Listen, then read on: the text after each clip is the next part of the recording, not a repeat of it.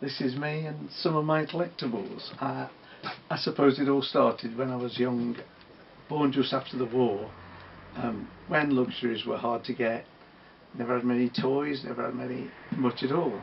You can see what happens. I mean, I've got sheds and sheds full of stuff. I told you before. I think I had about 1,200 boxes when I retired, and now I'm down to about 600. But I've still got a lot.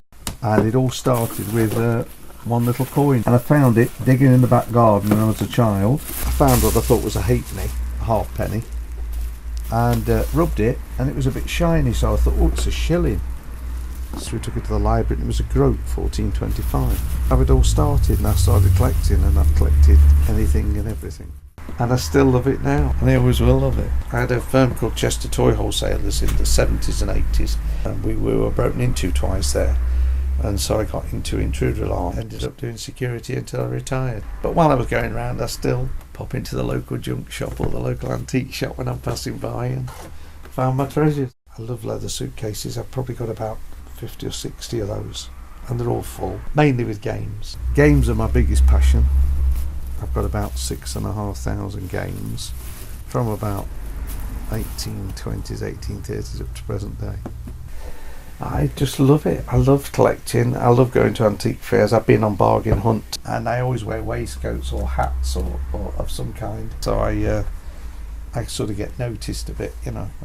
I do sell far more than I buy now. I've not got quite to the stage of these hoarders on television that can't get into their beds and things like that. I'm not quite that bad. I have a compulsion for buying things, and the problem was, when I finished collecting one collection, instead of getting rid of it, I've just put it in boxes and started another collection. So that's what's happened with it all. It's keeping them, as you'll see. I've got an old stables at St Asaph coming down slowly. It is coming down, and I've got 2 more garages outside. I do 4 big antique fairs a year, 2 at Mona and 2 at Oswestry, which I enjoy doing.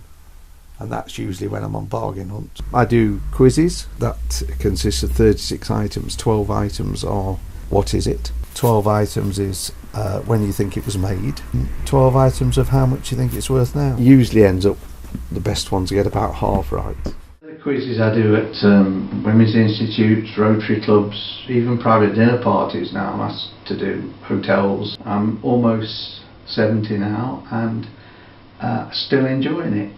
I'll still keep doing it as long as I can.